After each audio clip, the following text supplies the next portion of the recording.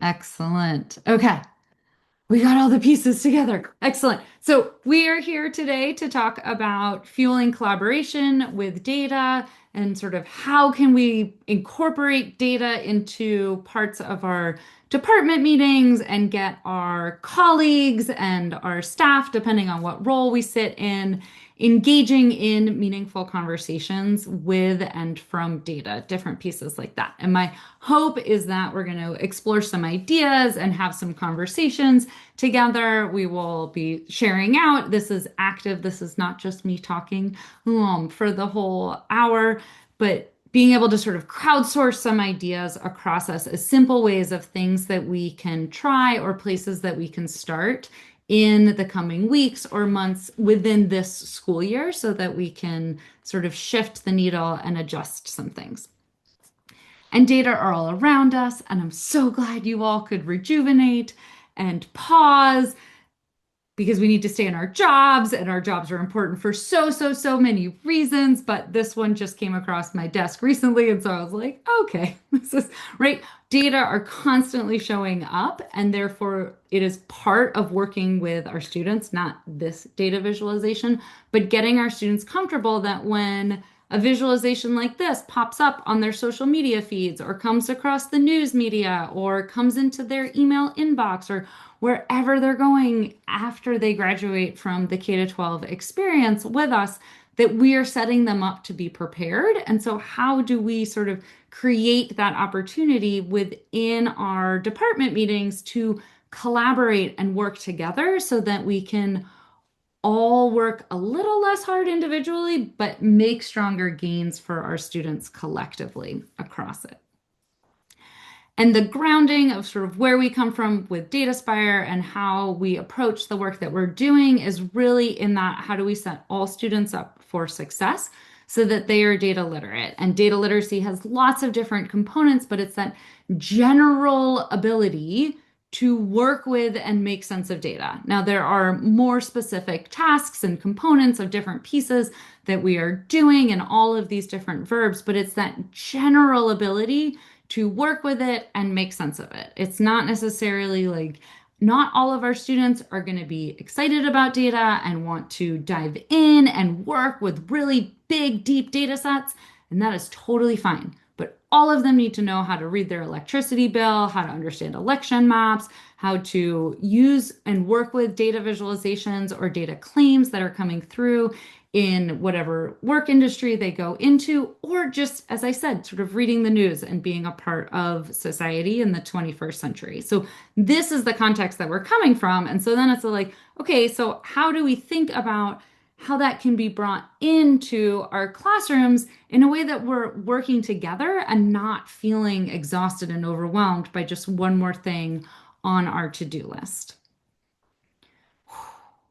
Okay, so let's jump in and think about sort of what are some things that we can do to spark these types of conversations for our amongst our colleagues and our teams to think about creating that opportunity for our students. And there are a variety of different resources. It's showing up in our print curriculum or our online curriculum. There are lots of supplemental curriculum resources that is just exploded in the last 5 years of that are anchored in real world data and having our students work with data, be it in our science or math or social studies curriculums and in our English language arts through our nonfiction text. So across the board, oh, and I forgot computer science, like across the board, data are components of lots of our different core subject areas. But that can leave us both, one, really excited that we have lots of opportunities, and two, still feeling like something's not totally jibing, like it's not fully clicking for our students on how we get things done. So one of the things, and by get things done, I mean sort of create those opportunities for our students to learn with data. One of the things that we can do is we can take kind of a critical eye of what we're using. And this is a great thing to do together with colleagues so that we're not doing it alone in our own silos, and think about what are we actually asking our students to do when they are working with data? What are we putting in front of them? How are we creating opportunities for them to make sense of data, work with data, those different pieces that working together to help our students become data literate. So this is an example from a data nugget. If you're not familiar with data nuggets, please check them out. Please share them with your colleagues. They are great supplemental resources that are grounded in real world data to get kids looking at data, making sense of data, and working with it. But we can take this critical eye, and it's even better when we do it together because who has time to do this themselves when they're thinking about all of our learning objectives that we have for our content, which is large in and of itself, all of the realities of working with our different students. And then we're also thinking about these 21st century skills of setting our students up for success with data and collaboration and all those pieces.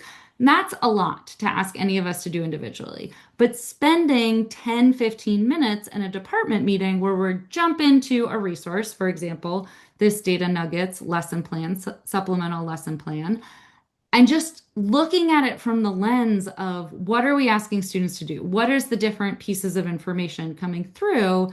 And having that conversation can be really illuminating and eye-opening for, okay, so where are we seeing patterns? What's coming up? What are we asking? Do they know these materials ahead of time? Do they have these skills? Things like that. So I've included a couple of examples from this data nugget lesson in terms of what I mean. So the page that you land on when you get to a data nugget as a teacher gives you so much information about the science content and what data set you're using and our reading grade levels and all of this delicious metadata of what's actually included. And this in and of itself is having us think about, so what's the purpose of the data we're using? What is it going to be helping us with? Students don't see this, but this is helpful for us as teachers to think about, or for our teachers to think about.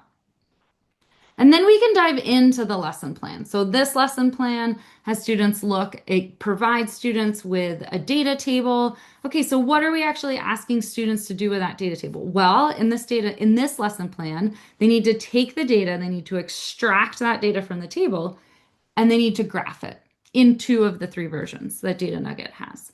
And so there's that skill of like pulling it out and making a visualization from it where they're creating that visualization. How we're having our students look at that data is going to influence how they are able to make that visualization. Are they just doing it by hand? Are they using it with technology? How are we organizing that data? Also comes into play when we're using technology or we're doing it by hand, those different pieces.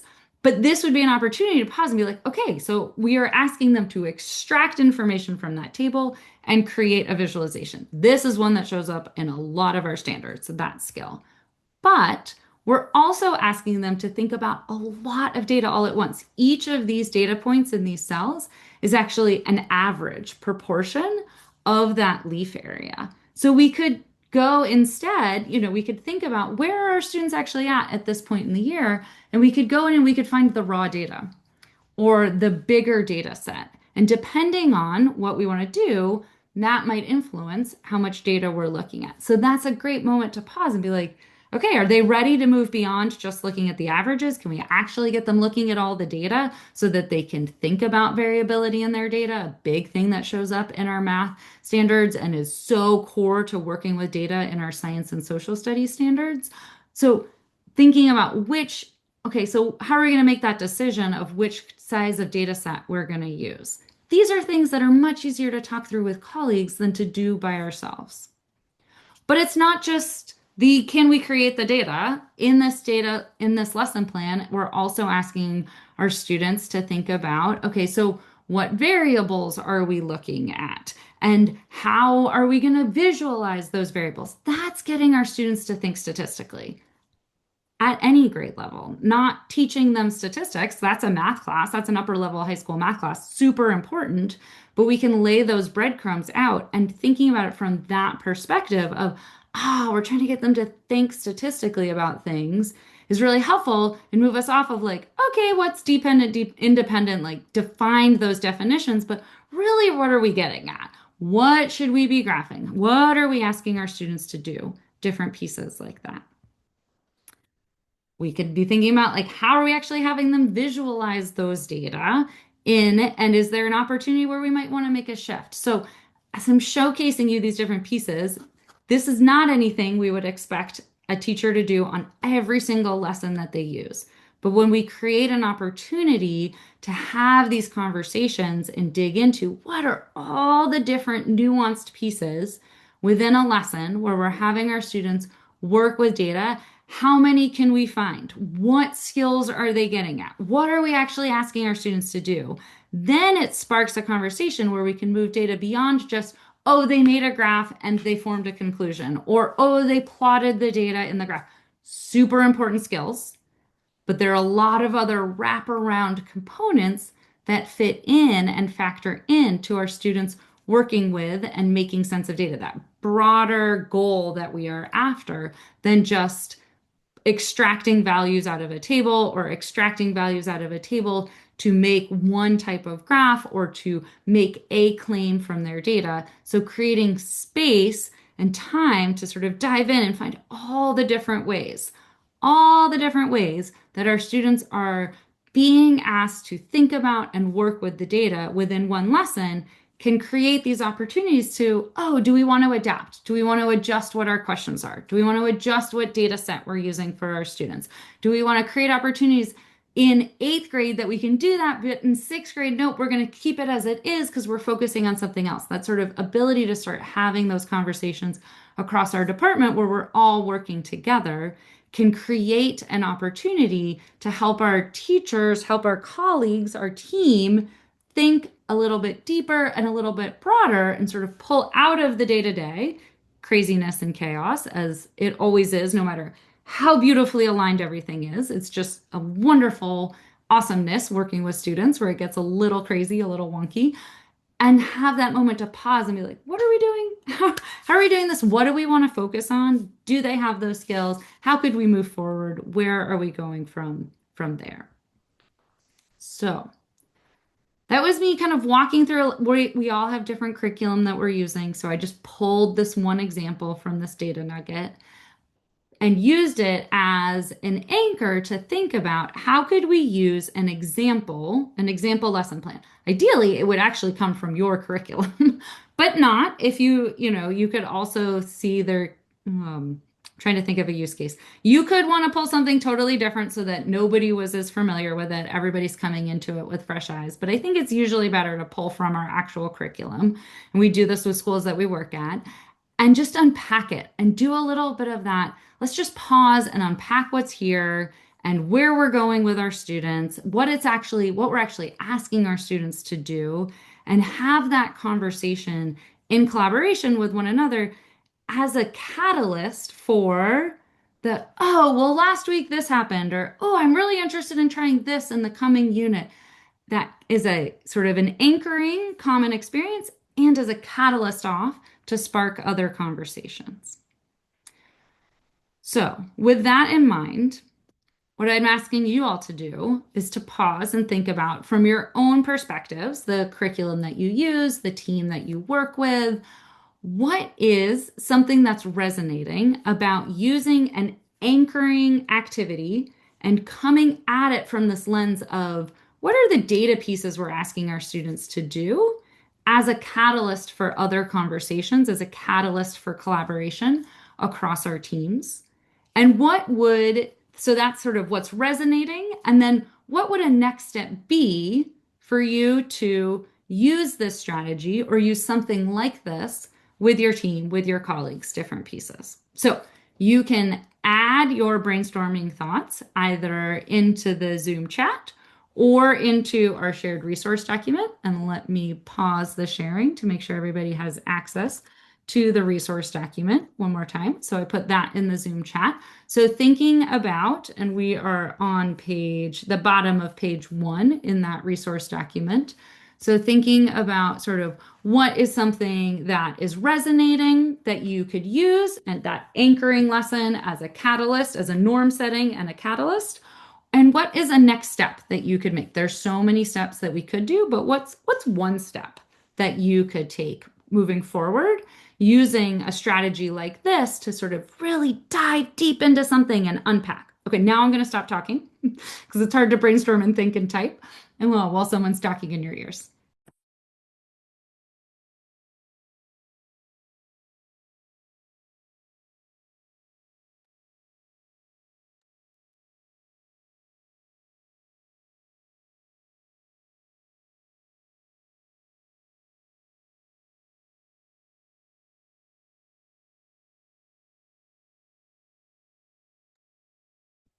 Kristen, do you mind if I just share my thought talking? No, please go Okay. for it. Okay, full Actually, could disclosure, like, you wait, Sage, could you just wait about yeah, 1 minute or yep, so we no can let, problem. if folks are kind of writing, we can give them Yep. space to write and then would Hmm. love to hear it. Okay. Thank you.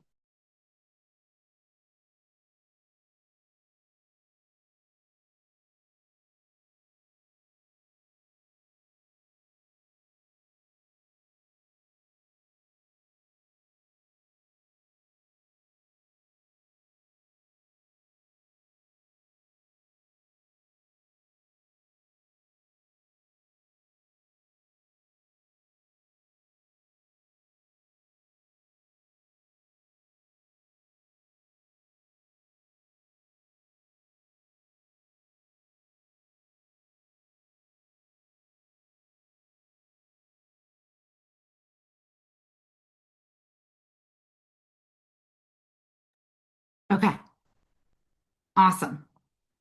Go for it, Sage. What are you thinking?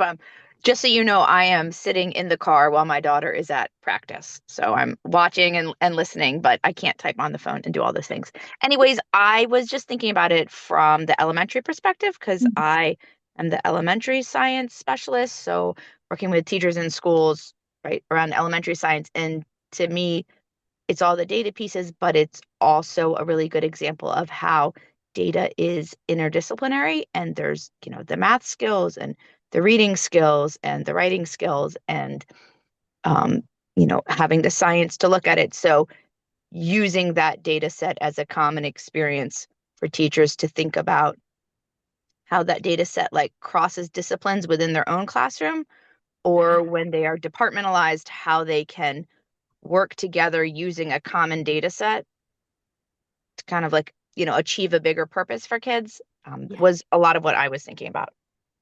So I'd great. love to hear what other people are thinking. That's awesome. Thank you for sharing. I captured your ideas as you were talking in our document. Um, Going at that, we're all working for crowdsourcing, right? Crowdsourcing ideas from one another is huge. Thank Um, you. yeah, Bob or Ann, do you want to unmute to share some of your thoughts on what you're thinking?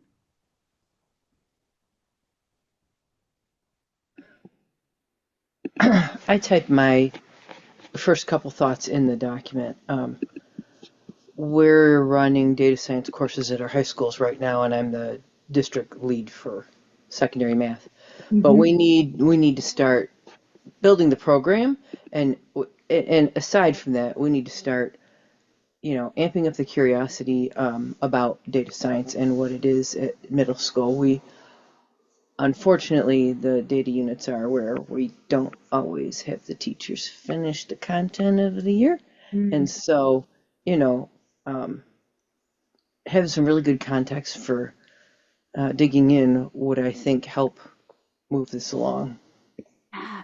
And I love, Anne, that you just followed Sage, right? Sage is like, okay, elementary, it's interdisciplinary, Mhm. we can build this foundation. And Anne, you're talking about sort of that, how to Yeah. build that pipeline in earlier and how to create those conversations as to why that needs to be, why it's important to build that into the pipeline earlier. And what you said, Anne, or I think what I heard you say is sort of that data unit or those data components often don't get taught. And that's really common what we hear from teachers across the country and from schools that we're in, where it's like it is explicitly in this one unit in a math class, right? In elementary or middle, and it often gets sort of missed or we run out of time because there's so much packed in to that curriculum, which is true across all of our subject areas, but it makes it really tricky when our science and our social studies curriculum is relying upon some of those things that were taught in the math and we're thinking about it, but it's not actually happening. So that's actually another really great component that might come out of a shared experience like this is that opportunity, especially if we're having meetings cross departments, if it's at the first 15 minutes of an in service that we have in the coming months or things like that, but surfacing that, oh, yeah, it's in our curriculum, but we don't get to it till May if we get to it type of conversation because then that can help with the collaboration and with the oh, okay, now I understand why when I tried to do this in November, my students didn't get it in said, science or social studies unit because they're not even going to hit it until May in their math class. Sort of that type of alignment, those types of opportunities for conversations can be really huge. Something that I do want to mention, so that was in the resource document Sage, I'll just read it for you because you're in the car, is using, wait, where was it? Share using an example, like a data nugget lesson like this, to ignite sort of model with our teachers. And I just want to share. So we are having this conversation of, okay, so what can we bring to our teams? How can we bring this back? When I do this with teachers, when we're in schools and having these conversations, like when we get invited into department meetings and we're facilitating this activity with a department, our next step is actually to jump into a lesson of their own, either as a full department, though I have to say it sort of depends on the personalities in your department and the size of your department. But often what we'll do is just be like, okay, this small group and this small group join in, look at this activity. We've already identified it ahead of time.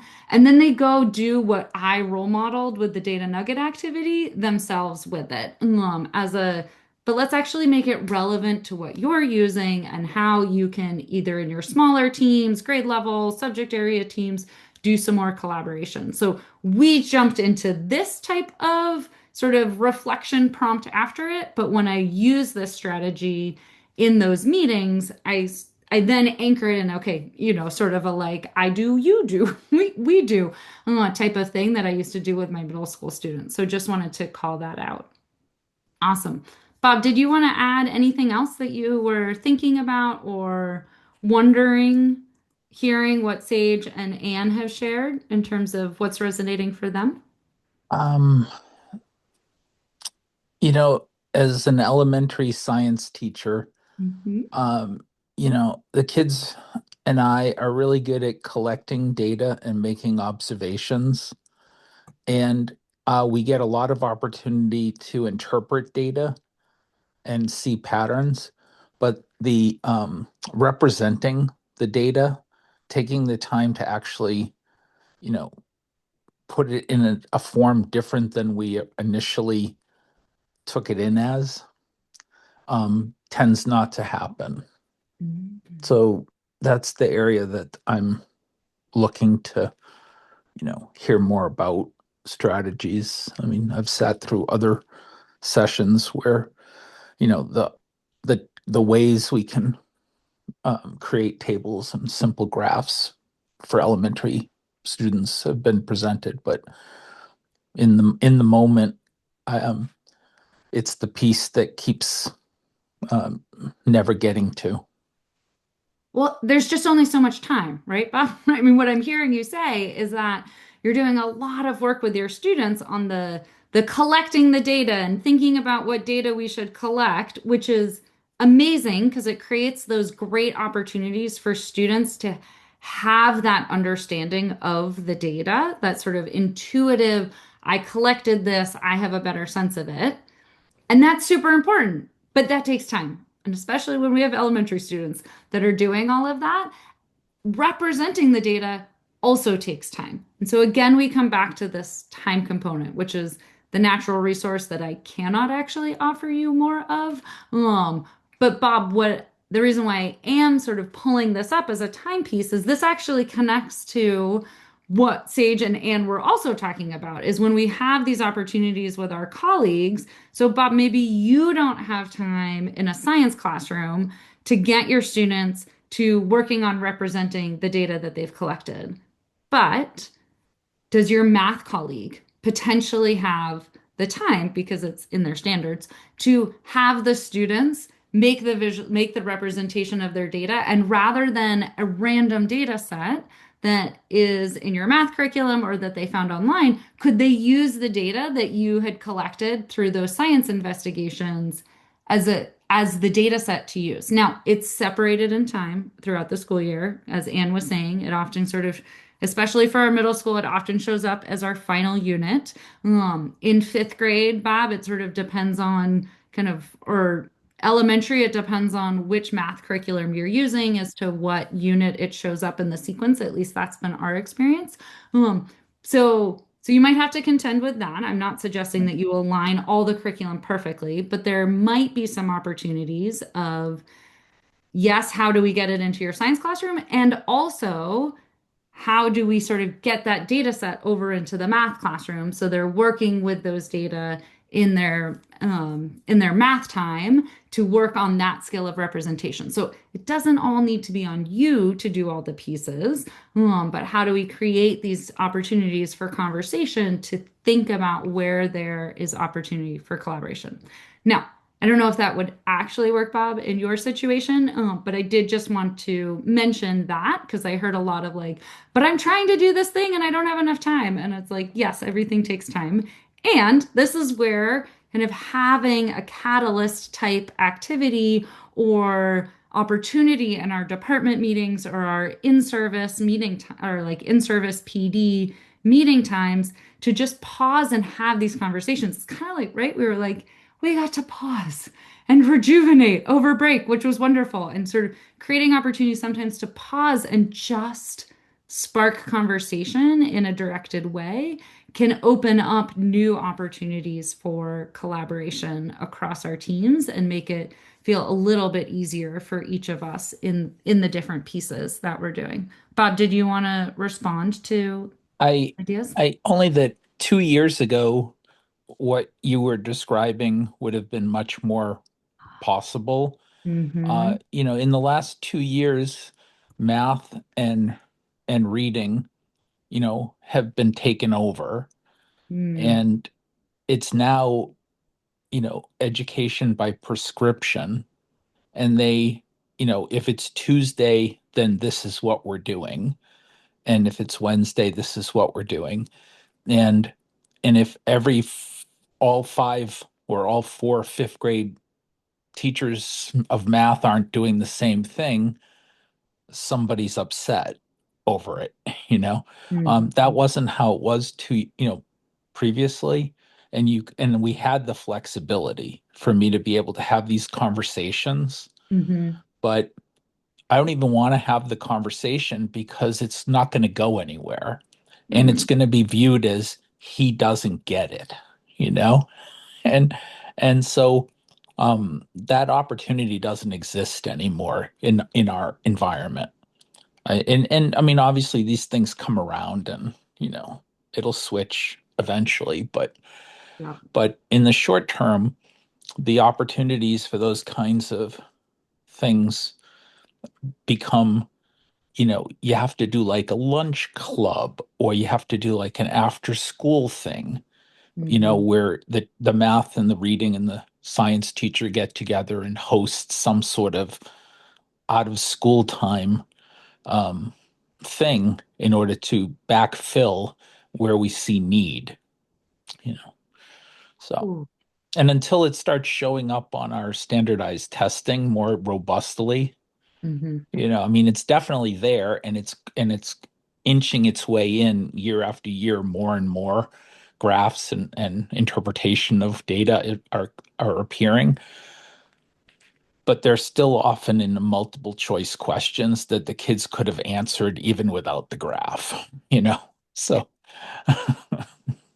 Oh, I'm laughing because one of the projects that I'm on right now is building out recommendations for assessment companies on the Mhm. if data are in our standards, Right, how do we need to adjust our data-based questions on our assessments to actually right. identify how students are doing on these data skills, data components, and a multiple choice question that includes a data visualization where they don't actually have to look at the data visualization is not actually checking the box. So what you just described, Bob, I'm like, oh yes, I've looked at many of those recently. I do want to say one, I just want to hold space, Bob, for that's a tricky situation to not feel like um you can engage in this type of a collaborative conversation with your colleagues, and the if it's Tuesday we're this and if it's Wednesday we're this. That's how I started my career in one of those districts. And so you hit the nail on the head.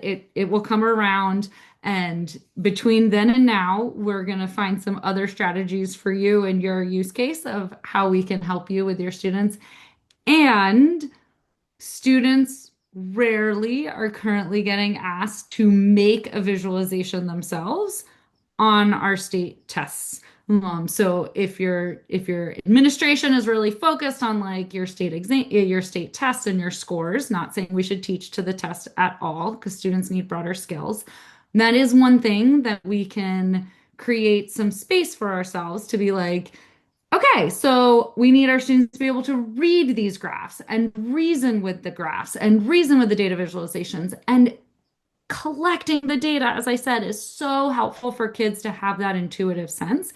And so maybe this is an opportunity where we can flex a little. And Bob, you can import the data and make the visualization to then give them that space to work on the representation. So I'm not trying to underplay any of it, just trying to acknowledge like there are a lot of different pieces that are at play across our different school systems, and what are the levers that people are pulling on and asking for. And there are resources and strategies that I'm going to share as many as I can. And there's also some time to just give ourselves some grace and think about what's the one thing I can do, which is why I was like, what's a next step that we can do moving forward with in our space, in our team, with our colleagues, in whatever capacity and situation that is. With this, what I was sort of getting at is, if possible, collectively look at your curriculum with colleagues to identify sort of what we're asking or when or where our students are being asked to work with different data, and have that common opportunity to dive deep into one thing as that springboard to having other conversations. For some of us, that might not be possible. But for others of us, creating that space could be helpful to identify, even if it's just to identify a like, nope, we just don't even get to it. Great. Okay, that's helpful information for me to know that I shouldn't presume my students are walking into the class with this knowledge. I need to sort of shift my perspective from, oh, they got it last year. Oh, they're getting it in this other class to, no, if I want to prioritize that, I need to make space for that and room for that. Which sort of brings us to this next question of, well, how do we think about how to make those decisions on prioritizing without it feeling overwhelming for any of us, namely ourselves and our teachers, but also for our students, and thinking about it. And this is where I come to that thinking about what is the intention? What are we working towards for our students? Now, and for your upper level high school data science students, we want them pretty much to be here where they are diving into that workforce ready, they're going forward. And by here, I mean, we're going to use the soccer analogy of like, they are ready to go off to college or the workforce or whatever space they're at next. That's a higher level of an ask that we are asking them to do with the data pieces, as we're talking about data, but also right with soccer. Our soccer looks different when we're at that elite high school, like advanced level, varsity, traveling team, whatever it is. It's going to look really different at high school than it does down Sage and Bob in elementary school. Still playing soccer, exact same game, except what we're asking for and the nuance level and how our students are working with it is different, be it soccer or data. but it's all on this progression of where we are sort of asking our students to go and where we're thinking about. And as Anne brought up earlier, and Sage, you were talking about kind of we need to think across our disciplines because data is so interdisciplinary. How do we create those opportunities to really think about it as a component or sort of the spoke of the wagon wheel that impacts and supports all of our different curriculum areas?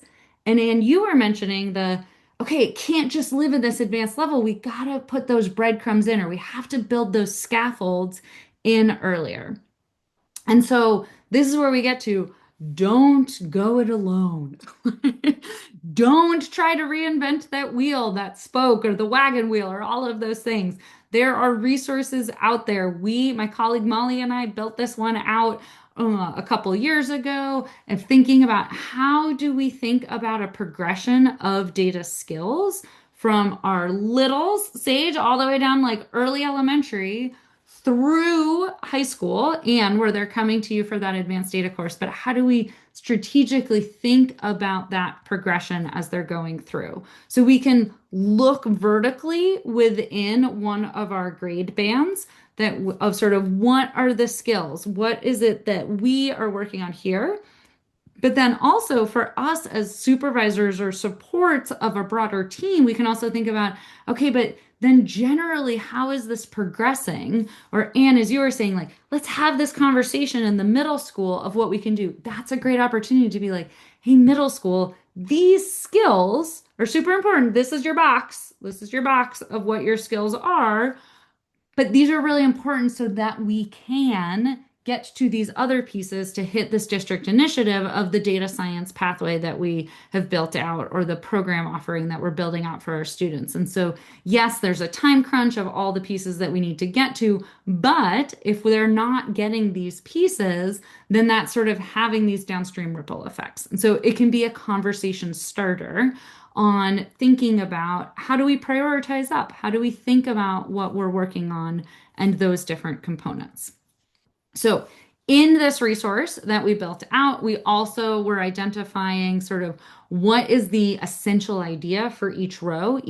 Sorry, let me go back. Each row is a task, or sort of a general task that our students need to be working on. And then within each cell of the grade band columns for each task, it's what are the specific skills that they are working on mastering by the end of that grade band component of the column? And yes, sixth grade and ninth grade, I know are not grade bands. They are pulled out for reasons in terms of those are big critical years of our students sort of cognitively making sense of different data components. So that's why they're pulled out and why they're not with their traditional grade bands. So we put a sense of like we gave each row a title, but it's hard to capture the full essence of it in 4 to 6 words. So we created a tab that has sort of like essentially what is this thing, and then we also created a tab that gives you a sense of and what is the key one. We called it the keystone. If you don't have this, students can't do the rest of the pieces independently. They can't apply it. They struggle with it. You can handhold them through it. But then the next time you're like, we already did all this work. It feels like they haven't done it. It's probably because they're missing that keystone. And none of the keystones show up in late high school, by the way. They all show up early. Some are as early as our earliest elementary students. Many of them fall within the sort of 5th through 8th grade band for our students. But we called that out as well. And we call these the building blocks on purpose because you need that sort of foundation to then build upon and build upon and build upon as we go through. So creating those opportunities is really important so that it doesn't all feel like, oh my gosh, this all falls on me and I need to do all of the pieces. Now, this also and could lead to, and when we've worked with districts, what we've seen is like if we can get this sort of these conversations happening earlier in elementary stage, it's so great to hear you having that conversations in elementary and then building upon that in middle school, then you can actually go deeper into data science in our advanced data science classes up in high school because you don't need to backfill this. They already have it. They have that strong foundation for all of our students. So we're going to jump in and we're going to take a look at this. Now, it is large. It can be overwhelming.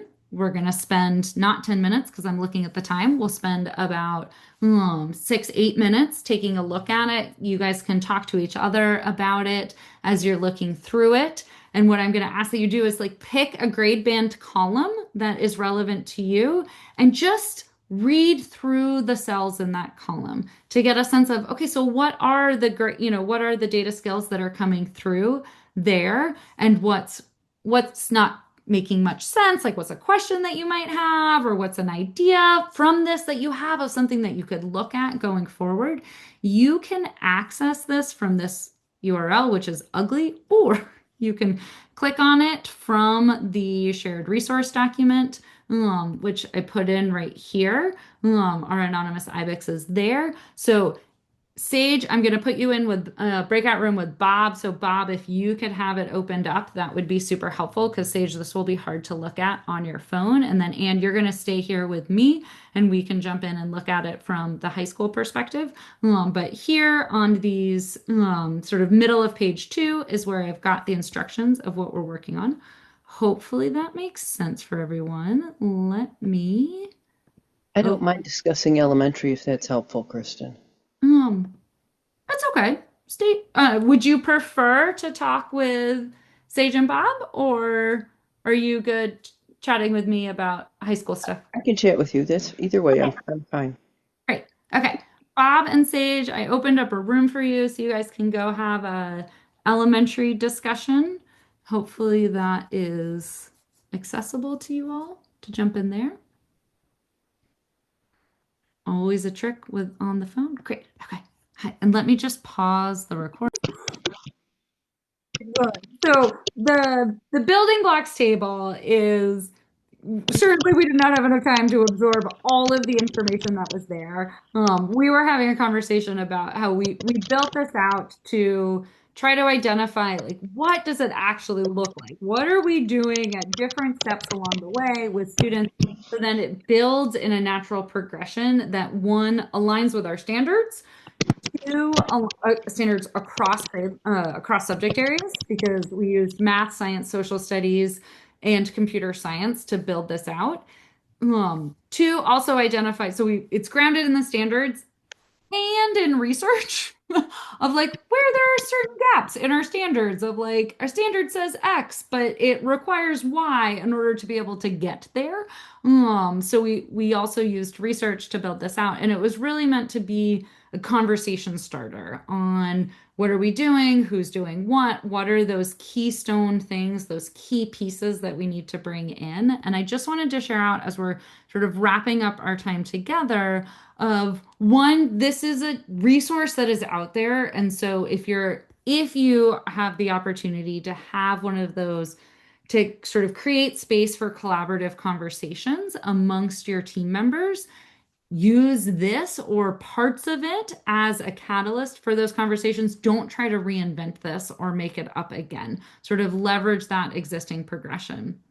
The last little piece that I want to share is one of the things that we've been doing over the last year or so with some districts is a different way to use this resource. So the building blocks table was designed to sort of think about how we can have conversations of what we're doing or figure out kind of what's our lane, like Bob, like what is it that I need to focus on in fifth grade with my students, and then I can worry about I can worry with those other pieces, those middle school pieces my colleagues can pick up next year.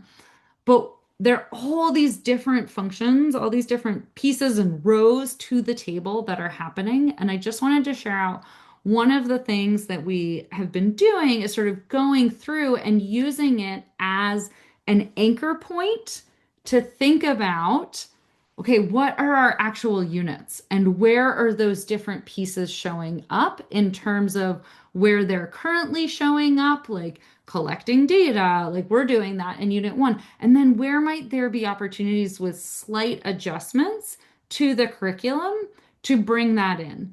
And the reason why we're doing this is sort of to be able to create, I mean, when we do it at a big scale of like across your curriculum, like across the different subject areas and grade levels, what's going on to be able to identify patterns of which of these skills are consistently getting hit, either across multiple units within a certain subject area or across our subject areas, because that importance of iteration and practice for our students building new skills is so important. Also, where are there gaps? Or where are there things that we're like, we're just not even going to focus on that? Like, we get that that's a big piece, but like, there's only so much we can do at one time. And so we're just going to put that on the back burner, put it in the parking lot to work on later. And so I just wanted to share out that this is another way that you can use or sort of leverage the building blocks resource in a in-service meeting or in a department meeting of doing a bit of mapping back to your curriculum to start identifying those, what are we hitting really well and what are some gaps that we have, without the focus on there's a right way any of us should be doing the data pieces, but rather like giving us sort of a structure and a way to think about how we're helping our students work with data. It's a big thing. It's a K to 12 thing, just like our reading and our math skills is a K to 12 thing. And it crosses all of our subject areas, which is helpful because it's not on any one of us to take this on, any one department to take this on, but it also can be really challenging when our departments or our different subject areas, we work in silo, or when our grade bands work in silos from one another. And so creating those opportunities to have these catalysts for conversations can be really impactful. So hopefully what we've talked about and what we've identified are sort of different ways, different opportunities at different scales, from like full curriculum mapping to like, we're just going to look at one lesson plan and think about in this one lesson plan, what are we doing? What are we asking the students to do? Where might we want to shift? And so across those different scales that we have within our curriculum, different ways we can spark conversation, create opportunities for conversation, collaboration, and sort of collective action so that it's not on any one of us. Um, I will stay on if anyone has questions, but I want to be mindful of time and I just want to share. So you can stay on for questions. You can type them in the Zoom chat or in the shared resource document, or you can submit them to this Ask Us Tiny URL. And I will be collecting all the questions over this next week of a range of questions. So I heard earlier, like, how do we help our students represent data in our elementary science classrooms? Like, any of those types of questions, send them our way, and I'll be compiling them all together to share them out next week at the same time in our Ask Us Anything for data in the classrooms. Thank you so much for your time and all of your questions and your participation. And most importantly, thank you for everything that you do every day for your students, your schools, your districts, all of those pieces. It was such a wonderful way to sort of get this first full week of January going. So thanks for joining in. As I said, for those of you that are alive, if you've got questions, feel free to stay on, but I'm going to stop the recording now.